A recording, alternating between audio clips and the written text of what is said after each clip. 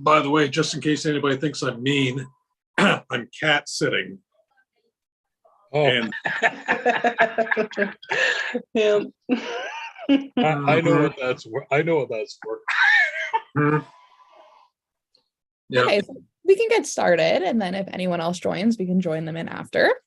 So I will Okay. call this meeting to order at 5:16 p.m. and I'll begin with the land acknowledgement. The city of Thorold is situated on treaty land. This land is steeped in the rich history of the First Nations, such as the Hattaway-Darronk and the Haudenosaunee and the Anishinaabe, including the Mississaugas of the Credit First Nation. There are many First Nations, Métis, and Inuit people from across Turtle Island that live and work in Niagara today.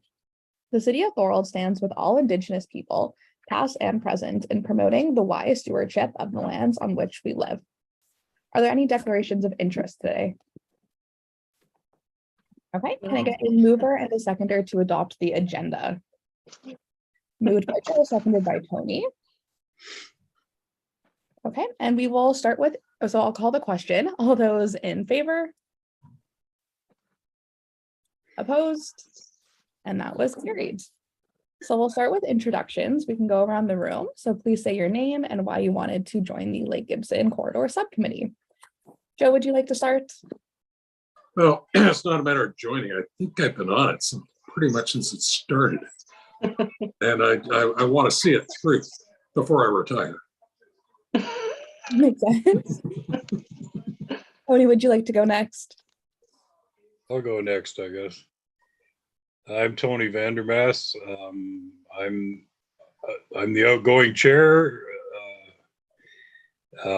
Fred and Joe and I have been with this committee since it began in 2003, and it's become a bit of an obsession over the years. We have a number of things that we've been trying to get going or keep going. And so I'd like to get to a point where this could be possibly handed, the stewardship of this land could be handed over possibly to the Conservation Authority. Okay, thank you. Rachel? My name is Rachel Haynes. I've been a Thorold resident for 13 years, and I live in the Lake Gibson area, so I take a great interest in the movement that we've seen happening with it already, protecting the waters and protecting the lands. So I wanted to be a part of this committee to see a lot of the goals and a lot of the visions that the group has, just to continue that momentum. Thank you. Fred? Good evening, Sydney. Glad to meet you in person. Anyways, just as Tony and Joe have mentioned, the Malsport Park Committee actually brought forward a motion to establish the Lake Gibson Corridor Committee, and I brought it forward through council in 2001. Actually, you guys, it's 2 more years ago. Oh, was it that long? It was that long ago. And that's so anyway, so I've been promoting it along with Joe and Tony and a number of other people. I think there was 20 people on originally. And that's so again, we want to establish a conservation area, whether it be from what Tony had said, or whether it be for provincially or federally or still with the city. It's a fantastic, very complex area. And it should be identified as such. Thank you. Tara? Sydney. My name is Tara O'Toole, and I'm the manager of planning here at the City of Thorold. I will be acting as the staff liaison with the subcommittee, and I look forward to working with you all. I'm a Niagara resident, so I know all about Lake Gibson and how beautiful it is here in the middle of our city. So I'm looking forward to it. Thank you. And for those that I haven't met yet, my name is Sydney. I work as the legislative assistant in the clerk's department. I will be attending all the meetings and taking the minutes and circulating the minutes. And then I will also be putting the agenda together on our system and circulating the agenda. So any of those questions can come to me. Now that we're done introductions, we'll move on to item 6, which is selection of the chair and vice chair. So I will start. I will now call nominations for the chair, and I'll need a mover and seconder for each nomination. Fred. I move that we nominate Tony Vandermas as the chair. Second. Seconded by Joe. Tony, do you accept your nomination? Yep. Okay. I will now call a second and a third time for nominations for the chair. And I get a mover and a seconder to close the nominations for a chair. Moved by Rachel, seconded by Joe. I will call the vote. All those in favor of closing the nominations? All those opposed? That was carried. So there being only one nominee, please join me in congratulating Chair Tony. Congratulations. I'm curious, Sydney, have you had any elections yet? No, No. they run nice and smoothly this way. So now I will call for nominees for vice chair. Hey, Fred, do you want to run against each other just so she can have an election?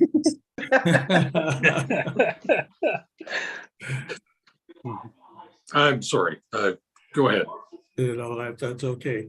Maybe to have somebody new on, I nominate Rachel as the vice chair. Thank you. And is there a seconder? Seconded by Joe. Rachel, do you accept your nomination? Yes, I do. Thank you. I will call a second and third time for nominations for vice chair. Right. Can I get a mover and a seconder to close nominations for vice chair? I'll move. Moved by Fred, seconded by Tony. And I'll call the question. All those in favor of closing nominations for vice chair? Those opposed? That was carried. So there being one nominee, please join me in congratulating Vice Chair Rachel. Congratulations. So the chair will take over for the remainder of the meeting. So Tony, if you don't mind, I'm just going to email you the script that you can use to follow through. Pardon me? This, So I'll send you a script that you can follow through and has a rough guideline of how you should proceed with the meeting.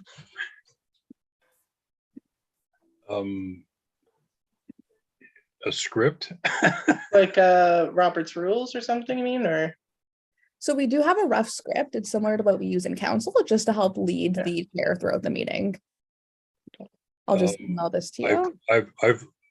I've chaired meetings for the city of Thorold since the 90s. No, actually, yeah, the early 90s. Yeah. Mhm. That's very impressive.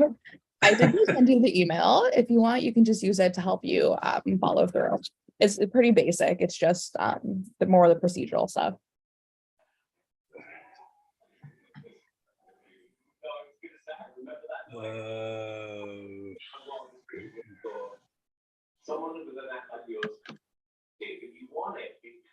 Curious. Come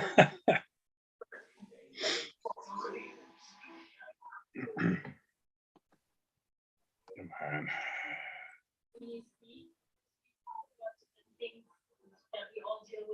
Oh, I see.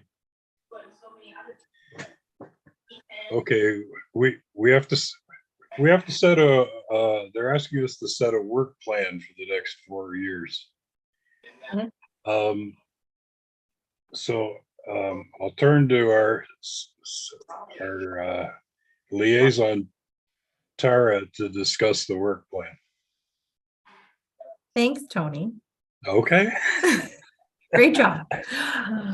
Okay, so one of my roles here is to try to guide the committee through achieving what we have set out in the mandate. So by doing that, what we're going to do is work on preparing a work plan.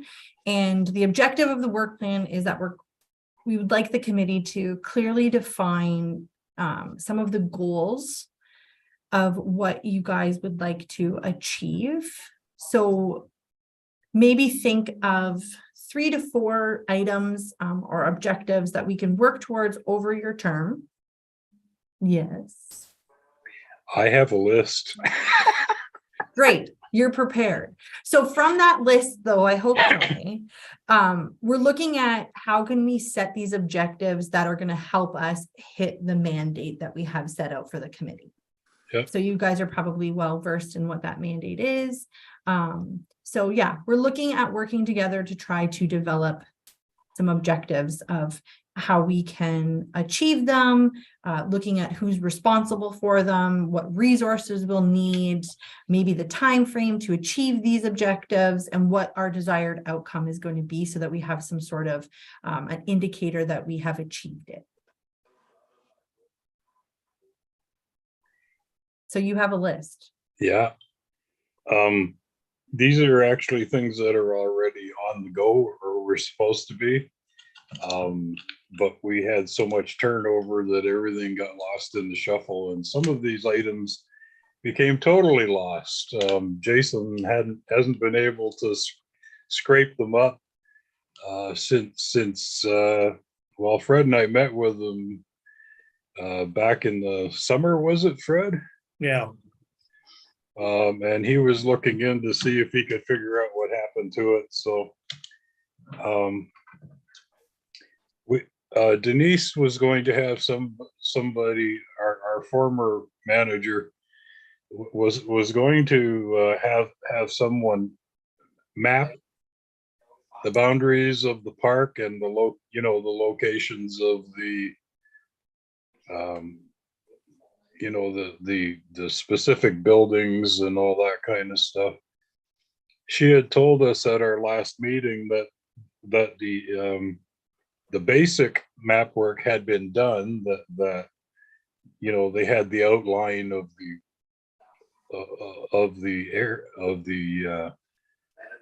the Lake Gibson conservation part mapped out, but they hadn't put any of the facilities or anything on it, because there are properties that belong to various other organizations on here, even back out in the woods. However, she suddenly left, and nobody knows whatever happened to that mapping.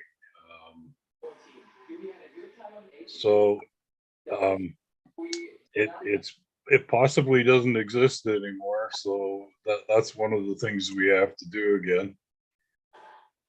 Another thing was, we had gotten the money budgeted by council for a feasibility study for a master plan. Just to lay out what possible uses there are for the land, because not too long ago, we read an article on I don't know exactly what it was called, but it was a new program that sought to have nature within so much distance of populated areas, and how to make it usable or enjoyable by people that lived in those areas. So we already have a trail started along there, but we have a whole lot of property out east of the Lake Gibson system, and we would like it kind of looked into, suggestions. So we were going to start writing up an RFP together, but then Denise left. So that didn't get any further. We wanted to do it in conjunction with Indigenous representatives, to make sure that we were respecting the land in a manner that they found acceptable. They might even have some suggestions as to some activities and other things. Fred is on Truth and Reconciliation Committee for One Thorold. It's kind of a loose organization here in town of various community leaders that each have their own organizations, do their own thing. But they formed a committee with Michelle Elise. What's her last name again, Fred? Burnett. Burnett, right? She's with I don't remember the name of the org. Something 360, but it's basically a reconciliation group here in this area, and she would be a good source, and so would what's that other gentleman? I keep forgetting his name, and I've known him the longest. Fred, the guy that was with the Native Center for diabetes. Oh yeah, Mitch Baird. Yeah, Mitch Baird. Yeah, there are a number of organizations around here. Actually, there's a Métis organization over at Schmoen and Maryville Highway. There's two Métis organizations actually, and so we kind of wanted to get that going. So Tony, sorry to interrupt. So the preparation of the RFP is going to be for the Lake Gibson master plan, working in conjunction with the Indigenous representation, with our committee and anyone else that we think should be a part of that process. Right. And sending it out to a consultant to prepare the master plan. Yeah. Okay. We had asked to be part of writing the RFPs just so that we can get a good idea down of what it is we want. Yeah. Okay, great. I spent hours and hours traipsing around the backwoods there. So. Yeah, Fred? Yeah, maybe we can add Sarah Head, who's the city's historian, which is a big part of what's on that land. It's historically very important. And maybe as just I sent in some documents about a month ago and it was the second time I sent these documents in to the planning department. And I suggest, and I have 5 copies here that I can drop off actually tonight at City Council, giving the history of where we are and where we've been, because there are a number of organizations that own pieces of that property other than the city of Thorold. And that, so we need to, when we're putting this plan in place, which we should do as soon as we can, but the documents will give everybody a chance to find out the history of where we've been. We have had meetings and we almost came to an agreement back a few years ago now with all the different groups to create the park or conservation area. But unfortunately, like anything, staff left, council or the city changed, and now we're back to almost square one. Not quite, but we're almost back to square one. So what I would like to do tonight is to drop it off. If one of you will be there, if Tara will be at council tonight, I can drop 5 copies off, because Tony has one and so does Joe. So they have the history already. But it would be good to get a synopsis of where we are and where we come to very quickly, so that when we do go, Tara, and do the thing that we just were talking about, and that everybody can be up to date and then move forward from there. Yeah, Perfect. sorry, just to interject. I'm looking at the mandate from 2021 that you presented in June to council. So is there anything there that has been met or needs to be updated Like I even know the mapping example, we've since included the frog pond, just as an example. So I know on one of the mapping, it doesn't really go across to Q Road at all. In one of those mapping examples. Well, the conservation area was only defined as to the middle of the road because the other side of the road is all private property, or most of it is anyway. Right. But the frog pond should be included in Lake Gibson now, and it would be, it'd be a little corner at Richmond and DeQ, but that should be part of that map now. Yeah, well, Right. it wasn't that the time. No, that's what I'm saying. Just as an example, that's a map. Because DeQ houses as well. Yeah. Yeah, Fred. Maybe in documenting what should be put in, I agree with Rachel.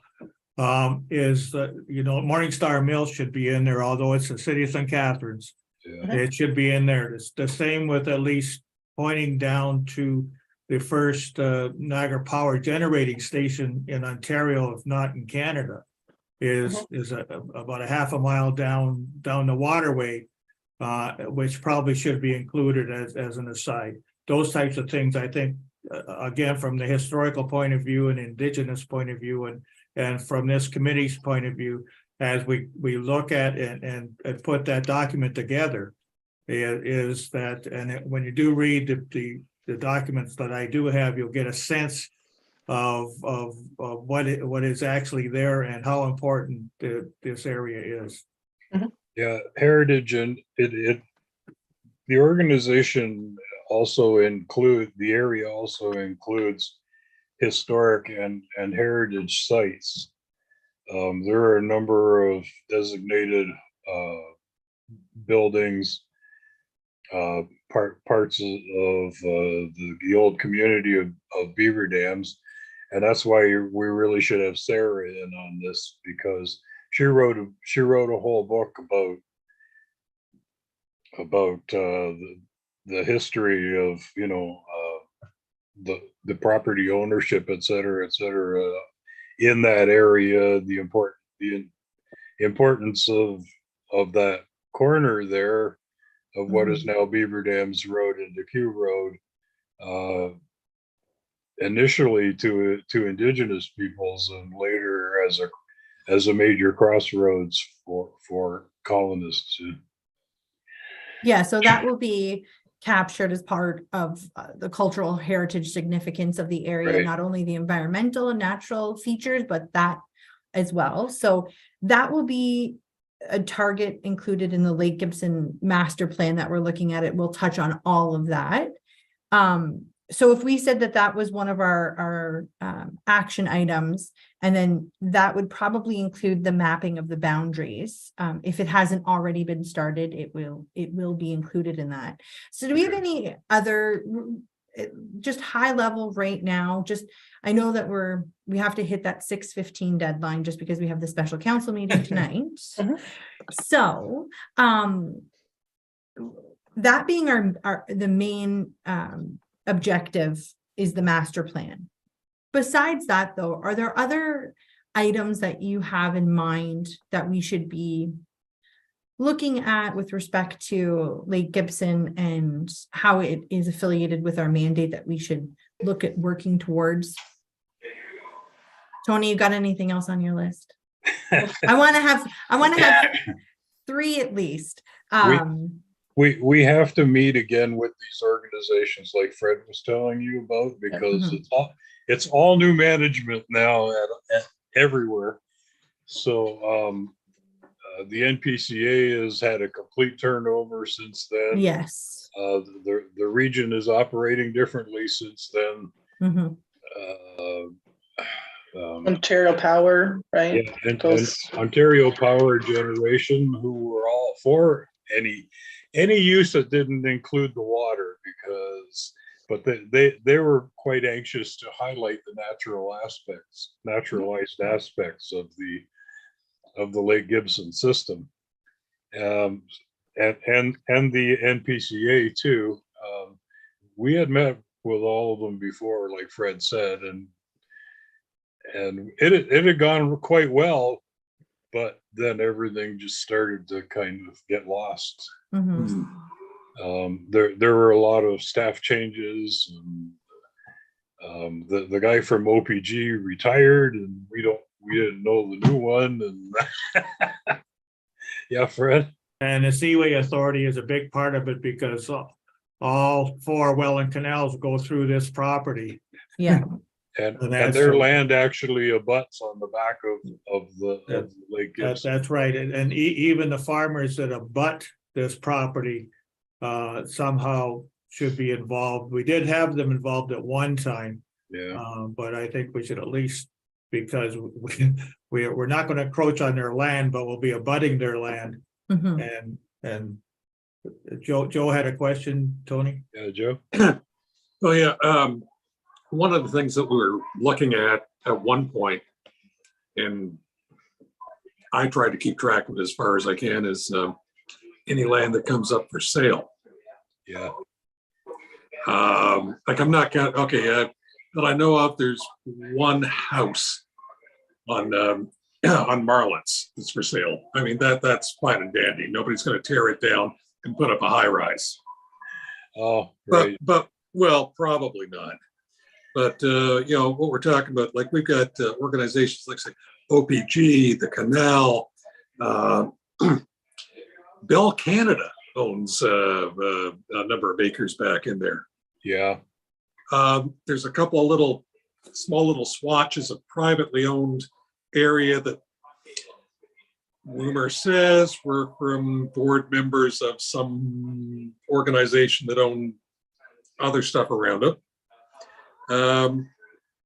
But that's one of the things we should be watching for. I mean, if all of a sudden, you know, pick one, Bell Canada decided they were going to divest themselves of all kinds of superfluous property. I don't even think if they even got a hydro line or anything going in there, or is it just sorry, never mind. I don't need to Well, answer Hydro owns the shores, but there's another facility back on the feeder canal, but property backs onto. And I'm not. what about the new tower just off of Beaver Dams and Collier? I don't know who owns that, but there's like a new like a 5G tower or something there. I don't know whose property that is. So. Oh, There's a new one, unless it's a lease, it's probably Rogers, or it's probably Bell if it's a new one. if it's a new one, Bell or Rogers, one or the other, but it's or it could be on lease land too. And that's something, whoever we get to do the mapping of that will be one of their objectives, is to make sure who owns Yeah, so that'll be part of the RFP process, right? To capture the items that we Yeah. want to include in preparing the master plan. We also got the multi-use trail going along Deque Road. We got it to Deque House, and it was supposed to continue on. The developer that worked on that was quite willing to split the cost of extending it further down to the Thorold boundary, and then we would be speaking to the city of St. Catharines about putting the last little bit over to the Morning Star Mill, you know. Mhm. I spoke to city engineer Sean Dunsmore last night at the council meeting and asked him about that, and he says, yes, the developer's still interested. He's still in talks with the region about it. And no, it's not going anywhere at this point. They're stuck on an engineering problem, getting around. You know, it's going along the hillside, so it would have to be a certain amount of engineering there. But Okay, so that looks like, I mean, even though it has been constructed to a certain point, it is also, one of the items that it is part of the mandate, looking at extending that. So that's something definitely that we could put as one of the objectives, is just working through that to see how we can help that along. Yeah, we want to keep that going, because the whole idea was to make the area accessible, not just by car, and safely so. So that was why the whole trail idea came along in the first place. Rachel? The inventory of all of the features, natural, historical, and cultural, who was doing that or was going to do that? The mapping? I'll have to look into that, Okay. just with who, like Tony Who had was- said that some things had started, so I just have to Right. see Like who what was was tasked. started. Right, yeah, and who Yeah. was tasked to do it, yeah. Yeah, It was one who was doing it. It Yeah. was at the time a new planner. Mhm. Because up until then they didn't have anybody that knew how to work it. yeah, so How to do we do have a GIS technician now. Oh, okay. So this is something that I can bring to his attention, just to see exactly what he has mapped. Mhm. And then I can report back with possibly some mapping that we actually already have started. Okay, great. Yep. And we wanted to develop a conservation plan for it. Yeah, so Mr. Chair, moving forward, then we're going to talk with the indigenous people. We'll talk to Sarah Head, who is the historian. And when they get into doing the mapping and whatever else that they're going to get involved with, it will move forward on, whether it's talking to us or someone else, that's sort of the plan forward. I would think that's part of the plan forward. Mhm. Mhm. And also, I do believe that the Lake Gibson master plan has been a line item in the budget for this year. It was carried over from last year, but like you had Yes, said, it wasn't started. So I saw that, yeah. yeah, so Yeah. hopefully that will get approval tonight, I believe, maybe That was carried over from the year before too. from the year before. Well, let's hope that we can actually, use it and start Yeah. looking at this master plan. So Yeah, it was just unfortunate there was so much upheaval in the planning department, and it just kind of got lost in the shuffle. And nobody had the time, because the few people that were there were up to their well over their heads, trying to catch up all the work for the developers. So is there any other type of items that any of the committee members would like to look at as being an action item for us to meet our mandate that we have? I mean, this is just more of a conversation. If you think of anything, Now, when the timing to meet with all the other outside groups that own part of that land, that would be something that I guess when we complete the $150,000 project, then maybe that's when we do meet with them. yeah, or start some sort of public participation, Yeah. and outreach probably would be done during this master plan. Yeah, I would think that that's what they'll have to do anyway. Yeah. Yeah. But also having the committee involved in providing, like you just said, the key people, the players that we would like to have involved. Yes. Yep. Yes. And maybe like when we're going to develop the park, how do we develop the park? That's a question that we have to move forward. How many pathways do we put in? Do we have structures or no structures? All of those types of questions once we get into this. Mhm. Yeah, we had discussed at one time possibly like primitive camping, with no services to speak of, like for cyclists or hikers or whatever, because the Bruce Trail goes right by on the other side of the lake. Mhm. Of course, a meeting with the region, because our water source goes through there, and they even have a guard that goes around the area and shoos people away. Yeah, Just so you know. I'm intimidated by that fence. Yeah, Joe, yeah. hasn't, yeah, the guard hasn't stopped anybody from doing anything yet. No, he just seems to enjoy get- walking around. We get ice fishermen every year. They May- go may- out. may- Maybe one thing that we can do, and I haven't been out there, Tony has done a little bit of walking around the area, and that is maybe taking a tour. And seeing exactly what's there and physically, so that we know what we're talking about when we see something on paper. Yeah, the old Merritt Trail goes through there, so that's really an ideal way of going on. It's not much very good shape, but it's still all there, right back to Allen. So, Well, we could take a good tour of the place without getting wet. well, And that Well, That's that takes the sport out of it.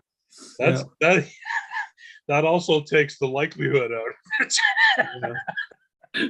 It's It there's a would be lot good of just to swamp take back there. and get Terry yourself maybe to come with us and even Sydney if she wants to come along and just see exactly what we're looking at, because historically and from a Canadian perspective, this is a rare piece of history. Yeah, the old third canal back there is something you got to see, because I think But Rachel had an Rachel old had her water hand up. source used to be an old water plant used to be back there Yeah. too. A pumping station. Yeah, I think Rachel had her hand up, Tony. Yeah, Rachel. Just with the mapping, just because recent environmental protections have changed. Yeah. I think it would be important to note places that maybe previously were protected or could have been protected at a provincial or even regional level. If there's anything there that we don't feel like could be protected, I think we need to kind of highlight something that the city needs to protect on its own, right? If it doesn't have those higher up jurisdictions, just highlighting the areas that we need to say, this is something that we need to protect because it isn't being protected otherwise.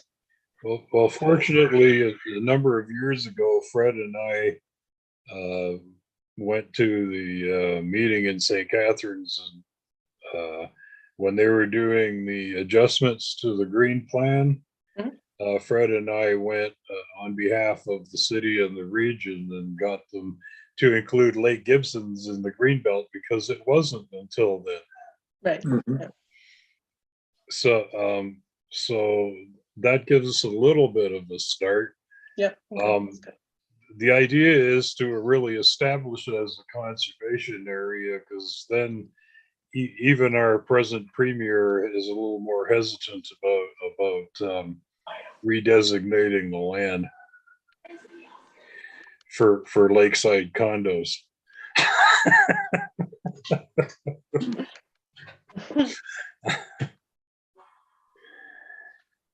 Yeah, Sydney? Thank you, Mr. Chair. So that was a great discussion on the work plan so far. Tara and I will work on it over the next few weeks, and we will put it on the agenda again for the next meeting, that we can re-go over what we've talked about today and finalize it a little bit more. Just in the interest of time, I would advise that we move on to item point 2, if that works for you, Mr. Chair. Does it? We have to discuss the time and day for these meetings. This has been pretty much it for us, pretty much since the beginning. Changed days once. This time was chosen originally by the planning manager, who originally sat with us for years on this committee. She liked that time because she didn't have to stay too long after work. Yeah, maybe the time of week though. Let's not have it on a Tuesday night. I mean, we don't have to go, but No. staff definitely has to be at city council. So most times the city council meets are on Tuesday nights. whether it's a special meeting or a regular meeting, so.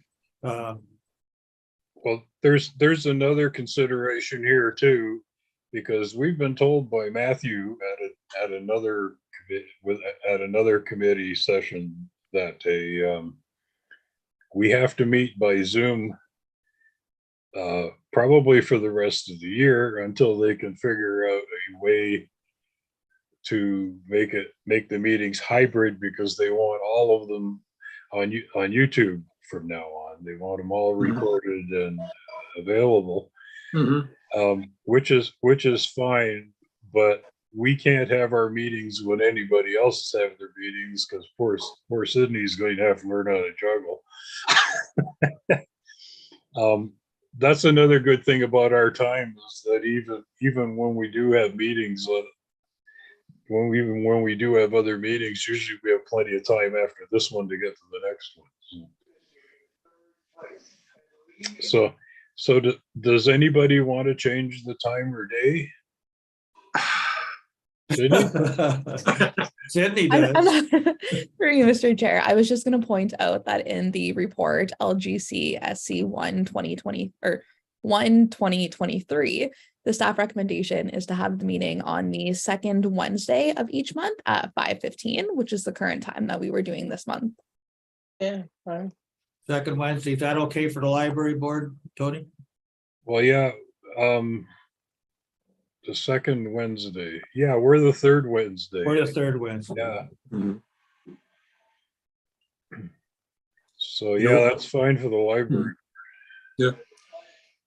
That's good for me. As far as I know now, I'm on one more thing that I don't know when they're going to hold their meetings, but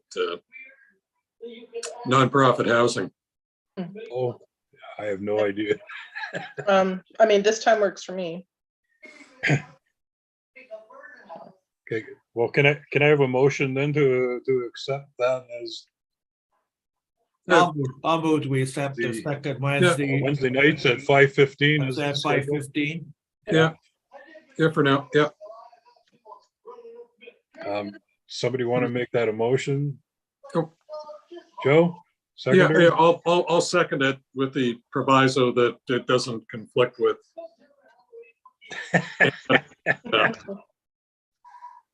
Okay, let me put it this way. I will second it with the proviso that it stands to be amended as necessary at the next meeting. Well, that's always a possibility. So, Mhm. so who moved it anyway? I moved it. Okay. All in favor? That's carried. It's unanimous, isn't it? I think we can have the round table discussion, but it'll have to be fairly quick. Mhm. The meeting has to end by 6:15 tonight. Mhm. Well, there's a budget meeting at 6:30. So, Joe, do you have anything for roundtable? Yeah, I don't expect to get anybody to be able to tell me right now, but I'm just curious as to what happened with all the wood duck, owl, Oh, yeah. and whatnot from. Actually, I can tell you that. Mike, Okay, just as long as you know, you can tell me later because we're in a crunch. I just was curious as to whether anybody knew. yeah, Mike still has them, Yeah. Okay, and they said they'd get the city to put it, and the city would put them up. mhm. Um, But they haven't yet. well, yeah, it's got to be in the early spring. Okay. Mike had the timing for that, and he's not on this committee. Mhm.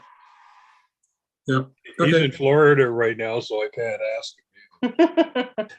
Okay. Well, it's about the time they should be scattering milkweed pods anyway. So, Rachel? No, I resent to everybody the 2021 mandate presentation, just to remind ourselves of what the goals were before and work from those. That was all. Okay. Fred? No, I think it was a good meeting tonight for a first meeting. We're trying to get things down to in logical order and just read, but I will give Tara tonight, and Tara, if you would send it out to the couple of people that don't have it. And it's very, very, very interesting, and that it'll give you a more of a context. You'll have to provide that to Sydney because I am not at that meeting tonight. Oh, okay, I'll give it to Sydney then. But I will make sure that I get it out. Okay. Do you have anything for the roundtable, Tara? No, just that. Thank you so much for all this information. Especially that presentation. Thank you, Rachel. I quickly looked through it and it has a lot of information just surrounding the mandate.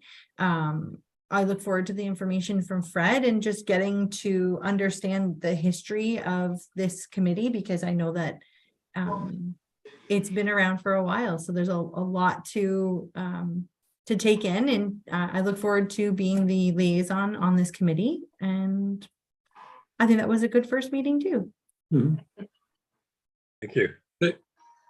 Sydney, do you have anything? I don't have anything for the roundtable, no. There's only one thing I'd like to thank Sydney. I've seen her a few times now. and I'd like to thank Tara. It's nice to meet you, see who we'll be working with on this. And I hope we can get a lot done this term in between building houses. I just want to point out to this committee that in the past, we used to make recommendations directly to council, and we reported to the Parks, Trails and Recreation Committee. That's changed a little this year. We now, if we make any recommendations here, they will go to the Parks, Trails and Recreation Committee, and then they will have to approve them before being sent to council. I'm on the Parks, Trails and Recreation Committee myself. Ended up being the vice chair, so I'll be our liaison there, I suppose. So if there's nothing else, I move we adjourn. Oh, Sydney had her hand up. yeah, Sydney. You can't move adjournment, you know. No, Sorry, real quick, we just have item 10, which is the next meeting, if you would like to state that. And then also just Okay. information, we don't need motions to adjourn anymore. Tony can just adjourn the meeting. yeah, we don't need those anymore. Which is I always like to object once in a while, what, you don't want to adjourn? just once in a while, only if I knew I'd lose. Okay, so the next meeting will be on March 8th at 5:15. Okay.